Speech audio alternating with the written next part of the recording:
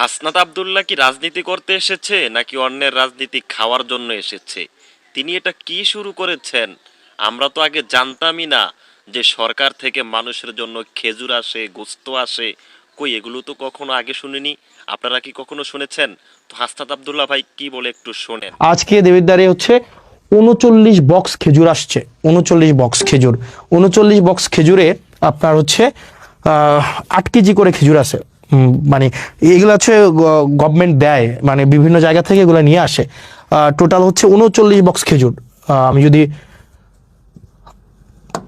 ৩৯ box খেজুর, ৩৯ × ৮, তাহলে কয় কেজি খেজুর? ৮ নং ৭২-এর ২, হাতে আছে ৭, ৩ ৮ × ২৪, সাথে হচ্ছে ৩১, ৩১২ কেজি খেজুর আসছে। ভুল হয়েছে নাকি? ঠিক আছে না? হ্যাঁ, ৮ নং ৭২-এর ২, ৭, ৩ ৮ × ২৪, সাথে ৩১, হ্যাঁ ঠিকই তো আছে। ৩১২ কেজি খেজুর আসছে। 12 কেজি খেজুর 15টা ইউনিয়নের যেই হচ্ছে মাদ্রাসাগুলো আছে, মাদ্রাসাগুলোতে হচ্ছে ভাগ করে দিবে। হয়তো ৩ কেজি করে হয়তো পাইতে পারে আর কি। তো এই খেজুর কিছুদিন পরে কোরবানিকে সামনে রেখে উটের মাংস, দুম্বার মাংস এগুলো আসবে।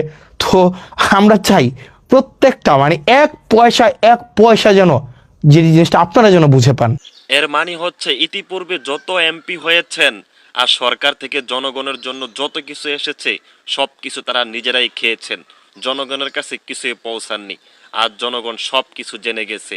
এখন তো হাসনাত আব্দুল্লাহ ভাই বাকি 299 জন এমপিকে প্রশ্নের মুখে ফেলে দিয়েছেন। কি বলেন আপনি?